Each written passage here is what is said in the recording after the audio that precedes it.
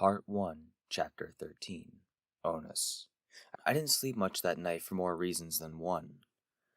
I made a real attempt to stay on the couch the whole time, but wound up barricaded in my room sometime around 4 in the morning. I held onto a big bowl and spent every 20 minutes dry heaving until puke surfaced. Doses of lingering rest were shattered by thinking I saw someone in the corner.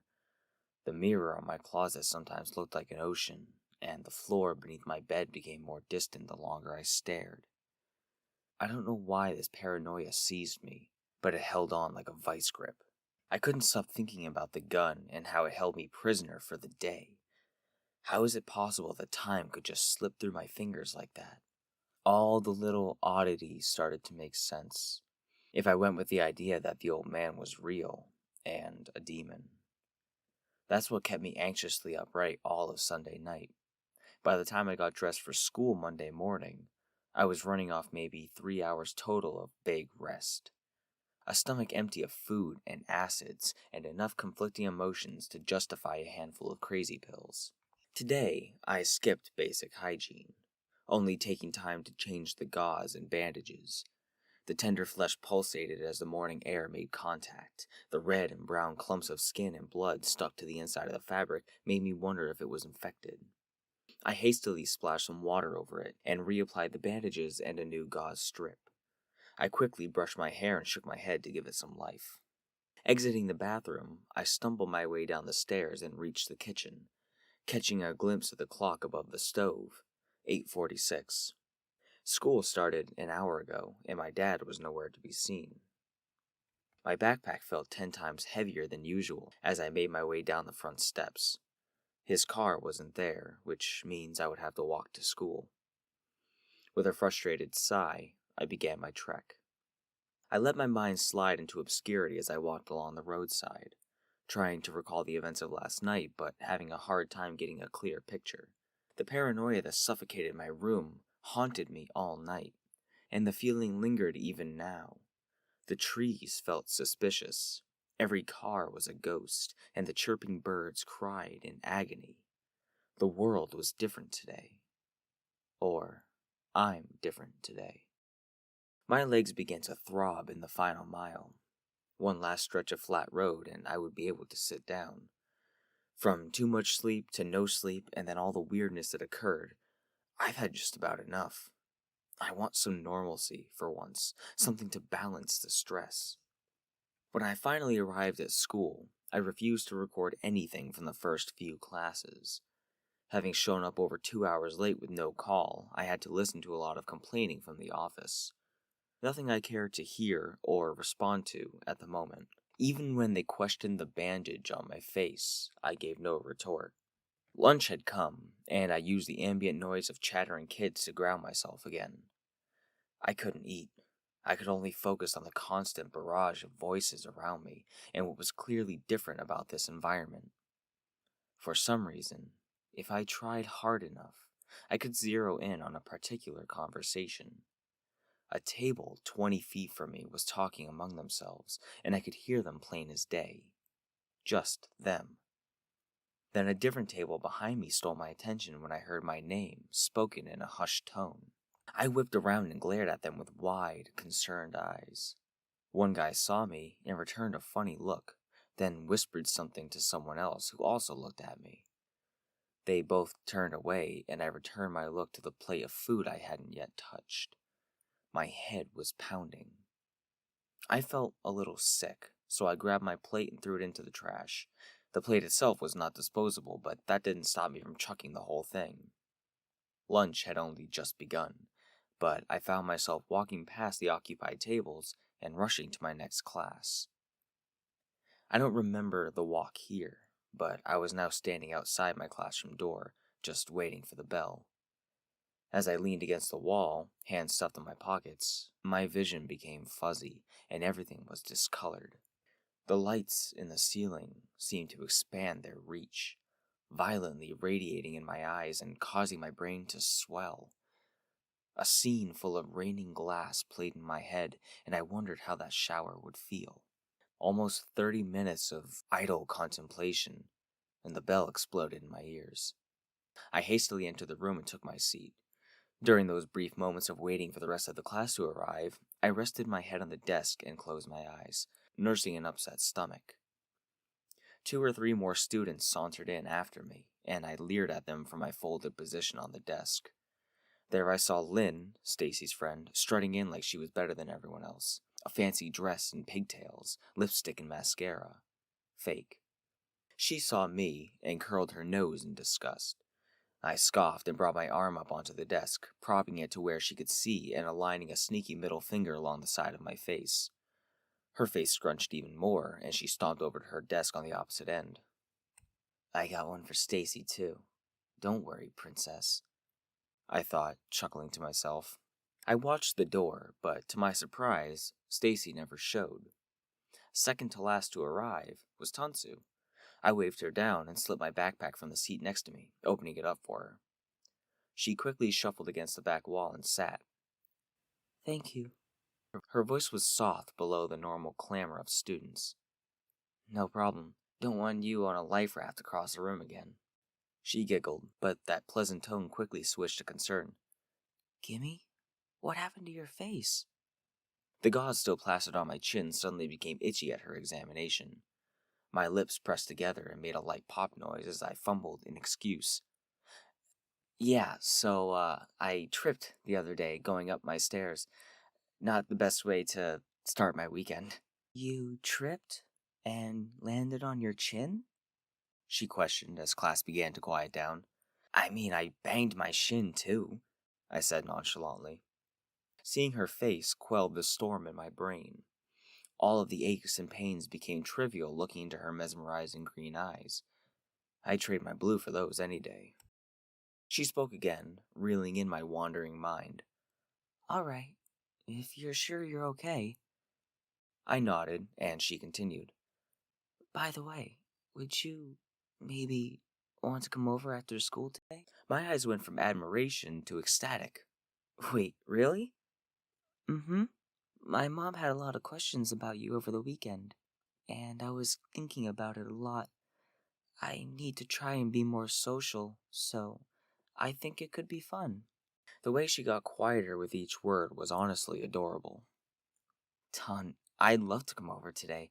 I just need to give my dad a call and ask him. Okay, she blushed. We can swing by the office after class and we can both call home. All right, sounds great. Mr. Lane presented himself at the front of the classroom and gathered our attention, but my mind was already swimming with the thought of going to a friend's house. It's been so long. The motivation to trudge forward with the day was flowing through my veins. My hand shot up at every possible question, and the drain I had been suffering since I woke up was mostly gone. Halfway through class, Tansu got called on due to a lack of participation. Right away, she clammed up and shrank in her seat, growing red with embarrassment. However, she answered correctly, albeit a little quiet. Still, she disproved his assumption that she wasn't paying attention. Thankfully, he didn't linger on this and moved on. She gave me a horrified look, but I couldn't help poking fun at her. She frowned and I playfully pushed her knee to let her know I was joking. When the bell finally rang, I rose eagerly from my seat and threw my bag over my shoulder. The two of us left the room side by side and started toward the office. Tranquil vibes radiated off everyone around us as we neared the ramp. When we took the first step up, an upset feeling stabbed my gut out of nowhere. The sudden urge to vomit climbed my throat and burned my nostrils, and I braced myself against the railing, ghostly white. Hey, hold on, I said with minor urgency. She stopped and faced me, noticing my slant and paleness. Weighted panting matched the beat of my heart as I looked around, peering past faceless students and blurry walls. In the distance, down the hall where I had come from, I saw a shadow move, distorted and shimmering. Then I blinked, and the shadow was replaced by a student standing, facing me. He was probably 100 feet away, but I immediately recognized him as the kid with green eyes, the boy who told me not to let Stacy get to me. Triggered suspicion influenced the words from my mouth. You go on ahead. I'll be right back. A small curl formed on her lip, displaying worry. Is everything okay? I slumped. Yeah, I just need to check on something. I'll be really quick, I promised. Then, without waiting for her to respond, I dashed back to where we came from with the sickly heat sloshing in my belly. I brushed past a few guys and bumped into another girl who yelled some curse back at me. I barely registered them. He was the only thing in my sight. With his face in my mind, all of the fears and nausea I felt that night, dream or not, came rushing back. Shit, I hissed, skidding to a stop. Where'd he go? My head micro-adjusted left to right, looking over shoulders and past torsos. A corner up ahead was close enough to where he stood, so I fast-walked in that direction, determined not to lose him. I slowed my pace the moment I turned, straightening my posture and taking in deep breaths. My eyes started burning, but I didn't stop to rub them. This guy vanished completely, like he was never there in the first place. Am I going insane? Am I asleep right now on my desk, waiting for Tansu to wake me? Damn it. I clicked my tongue, stopping in the center of the barren hall and stuffed both hands in my pockets. I turned halfway around, and no one was behind me. My heart rate was slowing down, but the gurgle in my belly persisted. Removing one hand to finally rub my eyes, I settled it into my reality. Turning back, I started for the office again, hoping I didn't freak Tansu out too much. While I walked, I placed my fingers along the locker doors and dragged them across, bumping into the padlocks and listening to the clanging of metal. As I approached the corner again, my entire brain went blank for a single second. In that second, I heard an echoing whisper, muddled and broken. No, she didn't. My head cranked over my left shoulder as my right foot stepped around a corner. In the instant of that perplexing distraction, my body rebounded off someone also taking the corner too tightly. Jumping with fright, I faced ahead and we locked eyes. 100 emotions blitzed my mind, and my expression settled on tired disconcertedness. Oops. My bad, Stacy. Time froze briefly, as the color pink drew my eyes downward.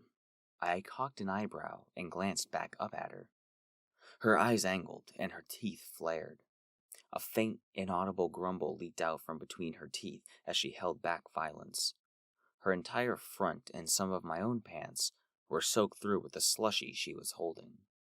It set in just exactly what had happened. Do you know how much this cost me? She snarled. A pang of legitimate guilt weighed heavily on my heart. Oh, no, shit. I'm sorry. I didn't mean to. I frantically pleaded. This cost me $4. Not to mention this outfit is now completely ruined. She threw the cup to the floor. The rest of the beverage spread out across the base of the lockers. How am I going to survive detention like this? I can't do anything about the outfit, but I'll pay you back the $4 when I can. She placed her hands on her hips and glared at me. Then, to my surprise, she relaxed, letting her hands fall to her side. You know what, Kim? Forget it. No harm done. You're joking, right? I nervously chuckled, keeping my eyes on her. There was no way she would just let this go. This is the same girl who stuffed broken pens into my bag, letting the ink leak all over the inside because I told the teacher she was passing notes in class. Yeah, it was an accident. Just go get someone to clean it up. She shrugged, her face still red with anger. Eyeing her, waiting for her to spring on me, I tried to give her the benefit of the doubt. Okay, sure. Again, I'm sorry. I apologized, knowing the power of those two words and hoping they would work in my favor. Cautiously, I rounded her statue posture, moving past a few feet until I felt safe enough to turn away. But the moment I did, a loud thumping rushed up behind me. 2 hands pressed my shoulder blades and I was propelled to the floor, unable to catch myself. With a hard slam, I bashed my chin against the cold floor. My brain took a second to catch up with what just happened, while also managing the new daze. I hoisted myself up with one arm and saw the red pool on the floor. My one free hand cupped my chin, holding back the flow of new blood from the freshly reopened wound. Light-headed with a dizzy posture, I pulled myself upright and faced her. Holy shit! Didn't need for that to happen. She laughed out loud. What the fuck is your problem? I shouted. I don't know what you're talking about. She giggled and confidently strutted away. I watched her turn that same corner, and she was gone. I panted heavily, angrily, deceived, no longer feeling guilty about the mess or her clothes. I pulled my hand away and looked at the blood. Bitch. Now my feet carried me in a full, unsuppressed dash, leaving a trail of blood and smoothie droplets. My new destination was the nurse's office. After a minute, I made it to the front office and saw Tansu standing in the corner, waiting for me. As I approached, she noticed me coming and was about to greet me when she saw the blood. Hey, what happened to you? Her greeting raised to a concerned shout as I passed her. I called back, I'll explain in a minute, just wait there. I bolted through the lunchroom, through some double doors into the gymnasium lobby, and continued down another short hallway into the nurse's office. The door flew open, and I stepped inside, panting as the door closed behind me. Hello, she greeted from her desk, fully focused on some work. Hey, can you help me out here? I said, taking my hand away from my chin. She looked up from her computer and noticed the blood. Oh, my, what happened? She jumped up from her desk. It just opened up again. The blood still came out, but not as frequently as it had been. By the way, someone should inform Janitor Bailey. I left a lot of blood in the middle school hall. She rushed over to her cabinets and instructed me. Go over to the sink, get a paper towel, then sit over there. She pointed to a bed in the corner, one that was primarily used for students that need to rest because they are sick or injured. I did as she asked, getting 3 sheets, folding them together, holding them in place, and then sitting on the bed. I waited for her to gather whatever she needed, just staring at the half-circle curtain above that could be used to give whoever sat here some needed privacy. In less than a minute, she hurriedly came over with a bottle, bandages, and more paper towels. She immediately cleaned off my chin and mopped up the blood that dripped down my neck and hands. How did this happen? She asked, wiping down the cut. I explained very matter-of-fact. I fell at home recently and just now bumped it, which made it open up again. After cleaning the blood, she took a brown bottle and poured some of its chemical contents onto a paper towel. I have to warn you, this may sting a bit. As it got close, I took a whiff of the medicated towel. The stench was strong, curling my nostrils. She pressed the wet towel on the cut, and I felt the hot sizzle of hydrogen peroxide. I bit my lip hard when the pain escalated, then faded away, leaving a radiating discomfort. When it was done, I gave a long sigh of relief. She took a moment to observe it closely. Well, I don't think you'll need stitches. It's deep, but it should just scar up a little. If you take care of it properly by changing the bandages and cleaning it often with warm water and soap, then you should be fine, she said as she applied a new, identical wrapping. Thanks a lot. I'll be careful with it. She looked concerned with me, even though I gave no indication that this was anything except an accident. I know she has kids of her own, so mother's intuition, I guess. Are you sure you're okay? She asked. Yeah, there's nothing to worry about. I smiled. She still didn't seem convinced. All right. Come back if you need the bandages changed. Got that? I chuckled. I will. With that, I stood myself up and followed her to her desk, where I signed a paper that stated that I was here on this date and that I was treated. After that, I left the room and slowly made my way back to Tansu. Admittedly, my chin felt a lot better after she cleaned it up. Gotta make sure that I wash it every day. I arrived at the office sometime later to find Tansu looking anxious. She spotted me quickly and greeted me in a panic. There you are. I chuckled and rubbed the side of my neck. Sorry about that. I just had an accident. Was that blood on you? She asked. I nodded. My chin reopened, but I'm fine. Jeez, it looked pretty bad from what I saw. It could have been worse. I didn't mean to run past you earlier, I'm sorry. No, it's fine, she smiled. I'm glad you're okay. With a smirk, I moved past her to the front desk window. I'm gonna call my dad. Alright. Yeah, you should know, my mom usually shows up around this time, so I'll just ask her when she gets here. Okay, I affirmed. On the other side of the glass was a different desk lady that I didn't know that well, one that gave me crap this morning for being late. I asked her for the phone and she handed it to me begrudgingly. I dialed my home number and waited for him to pick up. About 10 rings in, the answering machine beeped and I hung up the phone. No answer.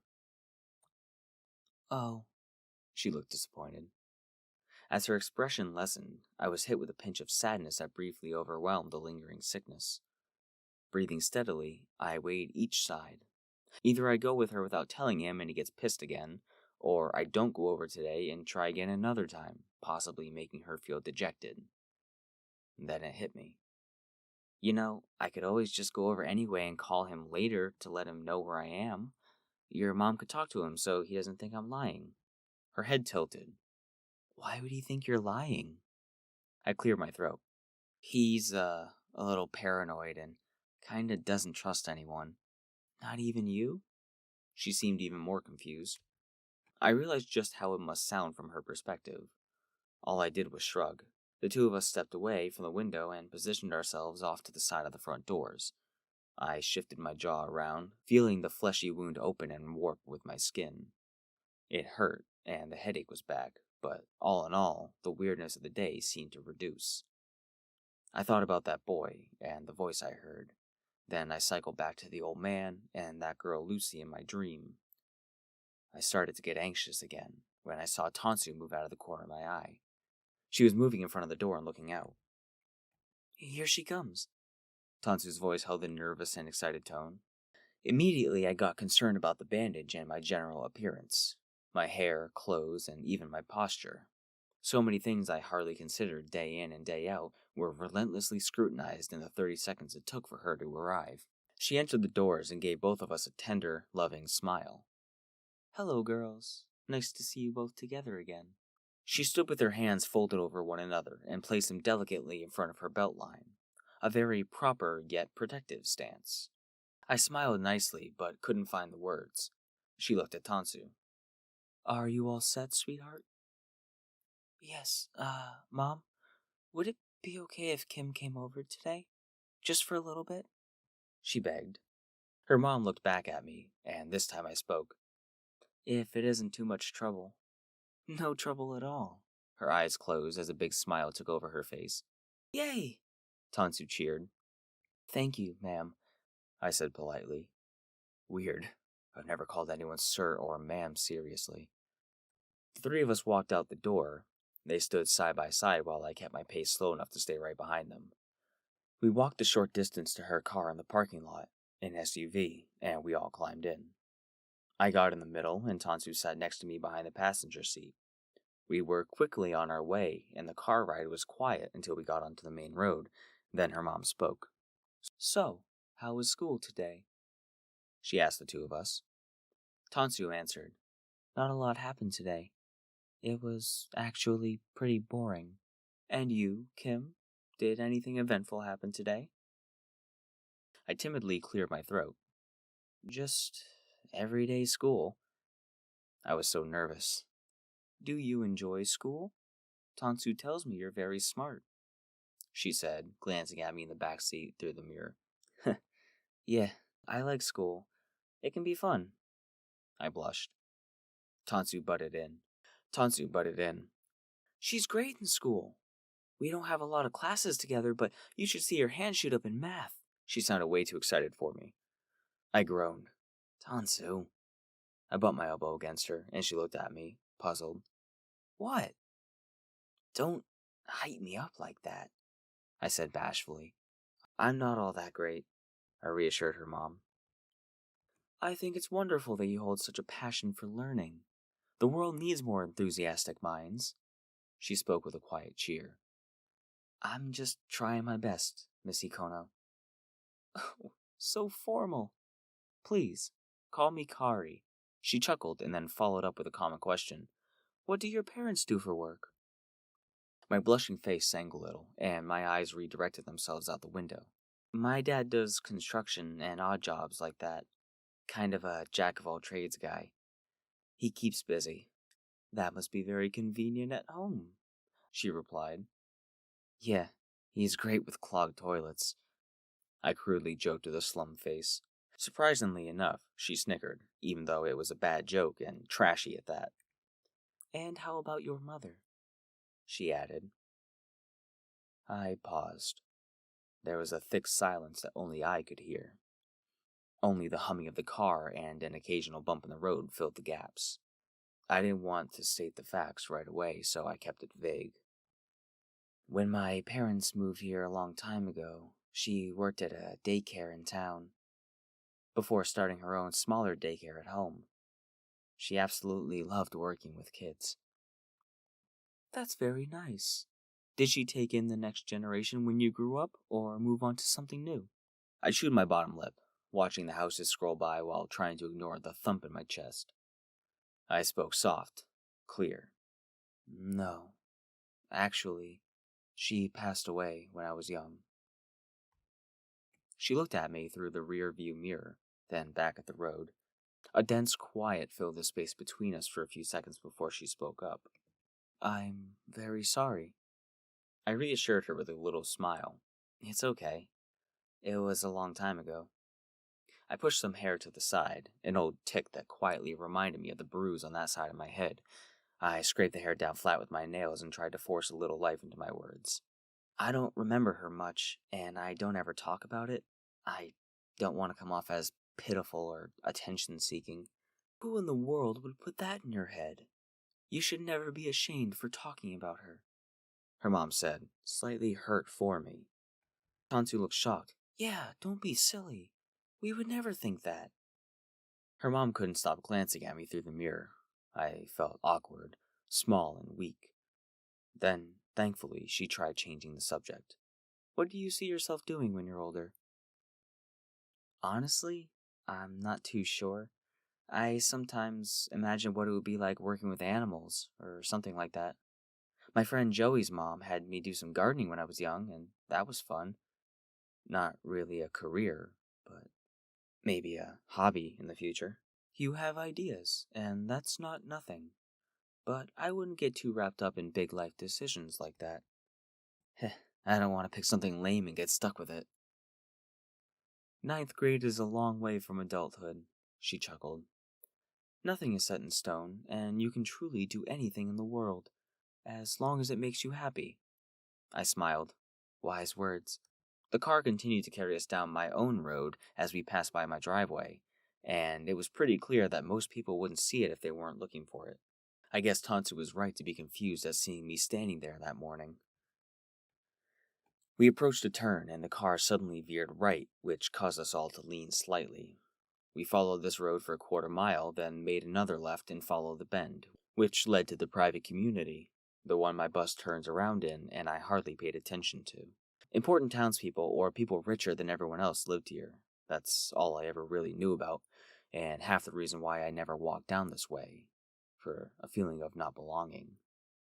As soon as you took the curve, you could see houses, 2 on the right, another 2 straight ahead, and 1 on the left, all of them large with clean grass yards filling the gaps between. The first one you would pass, immediately to the left, was the one we pulled into. Admittedly, the smallest of the bunch and least kept, but far nicer than my own house. As the tires came to a halt on the pavement, a small pit formed in my stomach, along with a serene, affiliated sensation. To the left of the driveway was a nice brick walkway that connected to the pavement and led to the front door. To the right was a large tree and boulder close to the road, decorating the front yard. Besides that, the yard was barren and green. From what I could see, they had plenty of yard space on the left and right before it was cut off by tree line. The ringing in my ears was ever present as I observed this new place. We all climbed out of the vehicle, each at our own pace, mine being the slowest. Moving around to the left of the car, we all walked along the walkway. I found myself feeling ashamed, seeing their house. I don't want Tansu to see mine at all, now. I haven't even seen the inside yet, and I already knew that it would be much nicer than anything I could offer. I followed up behind them and observed the outside of the house. It had shell-white siding and a dark asphalt roof. Every window was boldly outlined by a thick off-white frame, and the front door stood proud as lovingly treated mahogany. Little flower buds guided our way on either side of the walkway, and we reached the front door. Her mom unlocked it and stepped in first, but before we could take 2 steps in, she stopped me. "Kimberly, if you don't mind, could you leave your shoes in the nook by the door? I want to keep this place as clean as possible, as long as possible," she asked as she and Tansu removed their own shoes. Of course," I replied, quickly lifting one leg to remove a shoe. Can I ask one thing?" She perked up. "Yes, what is it?" "Sorry, but can you just call me Kim? I'm not a big fan of people using my full name. Never have been." A smile. "If that's what you prefer." We all left our shoes neatly by the front door. The first thing you saw in the house was this short hallway, with a nook on the right that had a coat rack and shoe mat. To the left of the hallway was a little shelf on the wall. A few scenic photos were neatly placed on top, all symmetrically laid out on this beautiful hardwood floor. Once all the shoes were left on the mat, we stepped into the main room. The house had an open floor plan, basically just one big room with a few small divider walls. Directly to your right were the kitchen and dining area. What stood out the most was the short island in the center of the horseshoe counter layout. So many cabinets, top and bottom, you could never hope to fill them all, at least with my budget.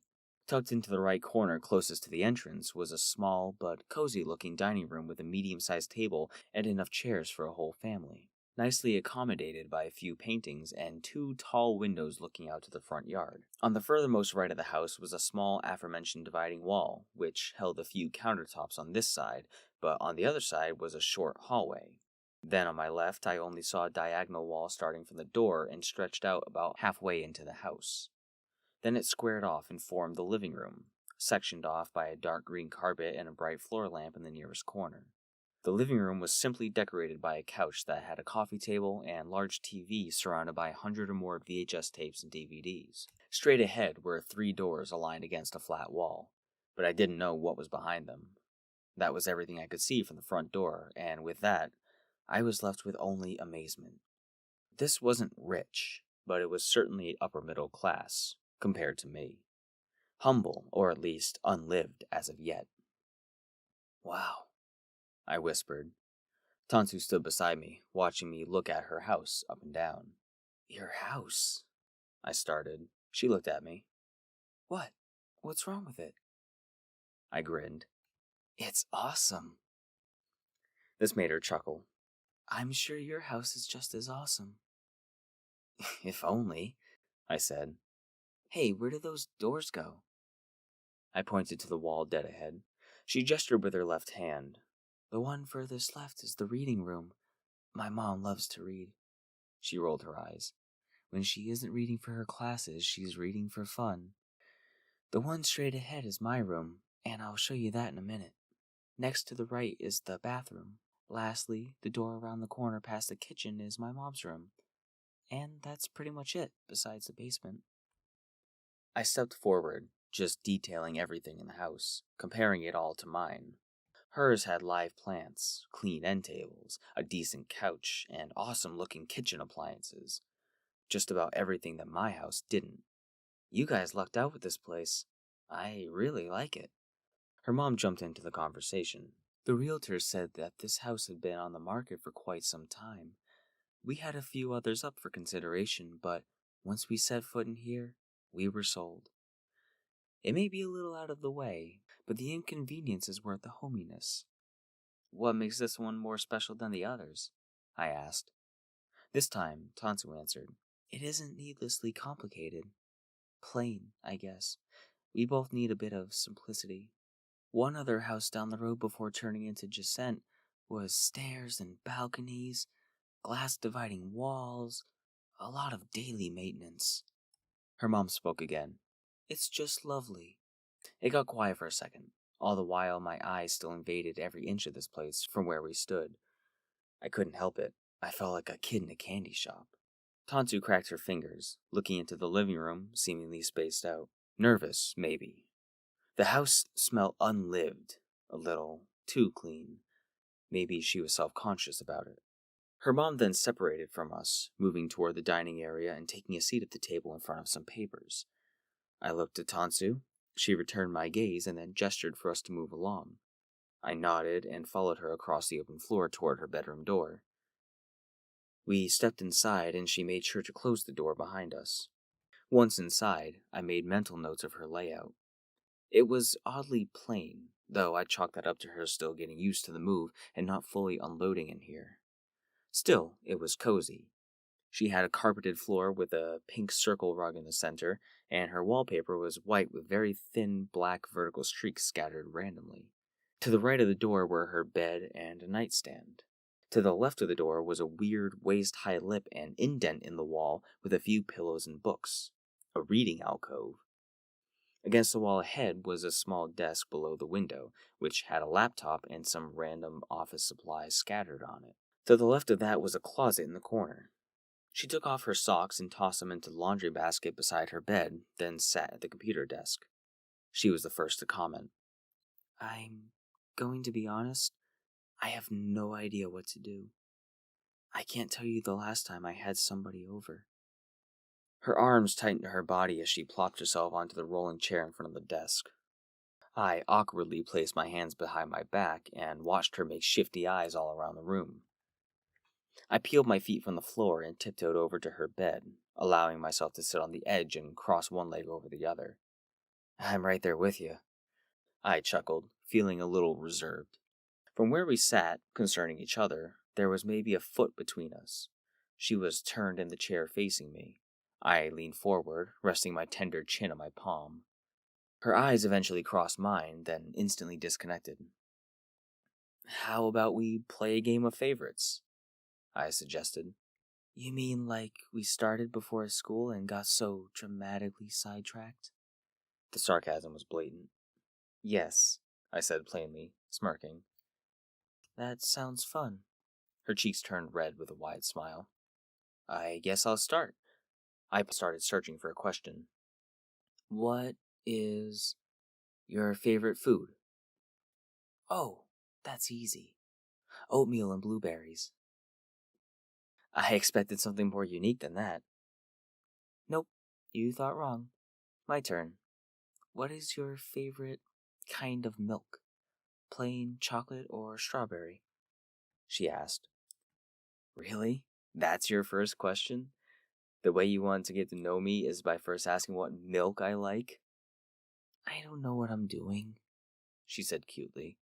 Well, the answer to such vital information is strawberry. Good choice, she said with a little nod.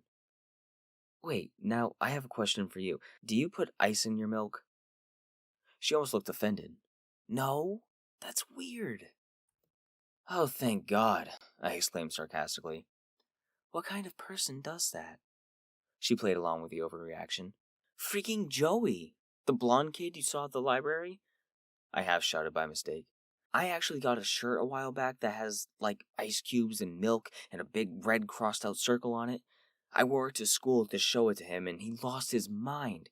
She snorted, the whole time I was using my arms for emphasis, eyes wide and expressions overplayed. You know, I could see you wearing a shirt like that, she said with a trill in her voice. Once upon a time I would. I scoffed, trying to put a leash on my energy. But not now? She questioned. Nah, that same day I got made fun of for the shirt. The school is so bland and lifeless that any form of self-expression is swiftly crushed. I should say, for people like me. I could tell by the faces she made that she didn't like my answer, particularly the self-exclusion. And who are you when compared to them? Nobody. If you aren't in some clique or group, you get targeted. That doesn't make sense, she said quietly. You should always express yourself, despite what others may or may not think. If you want to wear goofy shirts or color your hair, or even shave your head, then you have the right to choose that for yourself. Don't let the expectation of others limit who you are. I agree, but I don't know. It just doesn't seem worth it. Why give them extra ammunition? I go there to learn and see a few faces, not to stand out and get sucked into the social stigma. There are more important things than that. Don't you want more friends? Or, at the very least, Don't you want to make a positive impact in their lives by showing them who you are? If not, then why did you even bother with me? She looked a little sad at the end. I definitely don't want to make friends with anyone else at that school. I know pretty much everyone, and they all suck. I stopped and helped you because I could tell you were new, and yeah, at first I felt obligated to help, and to be honest, I expected you to be just like them, but you surprised me. I smiled. There was a brief silence. Now she wasn't avoiding my gaze. There was no head turning or staring at the floor between us. In this bubble of contemplation, I focused intently on her, and her eyes in particular. The window was bleeding in sunlight from her left side, washing the color from her face but refracting light through her left eye. I could see the deep pockets of dulcet color in her eyes, a mixed blend of chartreuse and shamrock, depending on the angles of the light. I tried not to stare too hard, but I could feel myself blushing, magnetized. Your favorite animal? She asked quietly. Caught off guard, I refocused with a few light blinks and then grinned. Nuh-uh, you just went, and it's my turn.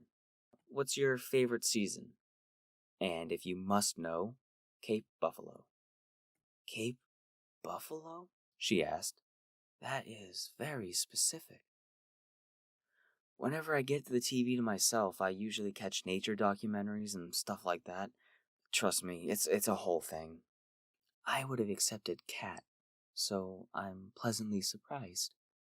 To answer your question, I actually don't have a favorite season. I like them all equally, for their own reasons. Wow, what a cheap answer. She tilted her head. It's still an answer. I sighed, leaning on my arms and stretching my back. Since you asked the animal question, I'm asking, are you a morning or a night person? She pondered. That's also going to be a cheap answer. I like waking up early and spending time with my mom before work, but I also like staying up late on the weekends to watch movies and play board games with her as well. I guess it depends on the day. I raised one brow and glared playfully at her until she shifted uncomfortably. Okay, morning. Happy? Yes. Hot dogs or hamburgers? She asked. I'd say hamburgers because I get them at school more often. I don't usually get the chance to have hot dogs. If I do, my dad's boiling them for a quick meal. Her eyes widened. Boil? Yeah. What, you don't boil your hot dogs? Ugh, no. She stuck out her tongue. You're supposed to grill or pan-sear them. That's how my dad did it. Ton, we have like 2 skillets at home, and he's convinced the hot dog flavor will linger next time he makes steak. And that's a rare enough occasion to not ruin. She blinked rapidly, baffled and taking a mental step back. Judging by her confused reaction, I figured it was time to move on. Okay, let's talk about something else. She settled. Like what? I scoffed. I don't know. What do girls talk about? Boys? She answered, perplexed. Oh, geez. Boys. I have nothing to contribute there. Well, what about Joey? What's your relationship with him? My heart ached a sliver of a second. That's complicated. He's an old friend, but we sort of had a falling out. A falling out? One that can't be repaired? She asked. Ugh, it's all so stupid. I stalled, but she was becoming more invested. Were you two, together? My brow raised. What? No? I half exclaimed. It's not like that. I mean, not like I have a problem with that, but it isn't. That's not. All the while, she let a devious smile creep across her face. I see, she said softly. No, Tansi, you don't get it. I pinched the bridge of my nose and sighed. We weren't together or anything. It's just. I don't want to talk about it. I simmered, taking a breath and releasing it slowly. She backed up and gave me a sly look. You can tell me. I shook my head, then scratched the back of my neck. I let him go. Her grin disappeared. Then she leaned in closer, but I kept my tilt back. My eyes had fallen to my lap. You heard in the car that I lost my mom some time ago. Well, because of that, I closed up on people. He tried. I shook my head, gritting my teeth. He tried so hard to stay close, but I just wouldn't let him. I couldn't bear it. That made things quiet again. Sorry, she whispered.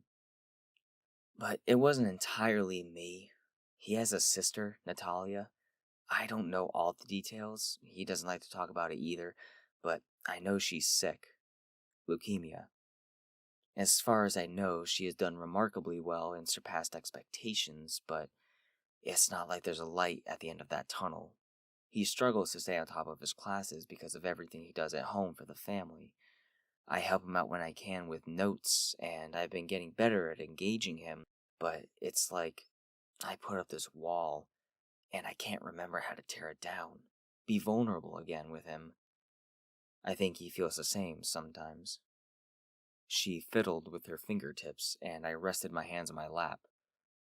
I said softly, Hey, since we're on tender topics, can I ask you something? It's gonna sound weird. Her eyelids fluttered. Sure. What's it like having your mom around? I mean, my dad's my dad, but he isn't soft. She looked uncomfortable. Her lips were loose, a small gap formed below the peak, and her eyes were heavy with thought. I could tell that she didn't want to boast about the one thing she has that I don't. She's great, the best in the world, but you can only spend so much time with your mom before you want to tear your hair out. Even family can make you feel pretty alone sometimes. She laughed delicately. I was about to ask how her dad balances that when suddenly there was a knock at the door that made both of us jump. Girls, may I come in? A fragile voice spoke through the closed door. Yes, Tantu answered. The door slowly squeaked open, and her mom peered in, smiling. How's everything going so far? She asked kindly. Tansu nodded, and I spoke, making sure to add gratuity to my voice. Very well, thank you, I answered. Okay, I just wanted to check in and see if you needed anything, she offered. I'm okay for now, I answered. Me too, Tansu replied. Kari offered another tight smile and took hold of the door handle. All right, I'm going to resign myself to the reading room. Thanks, Mom, Tansu called out as the door clicked shut. When she left, I realized I should probably call my dad and let him know where I am. Then again, I don't know if I can handle having him get all pissy over the phone and start yelling at me. That would not go over well. So, that means I'll just deal with it when I deal with it.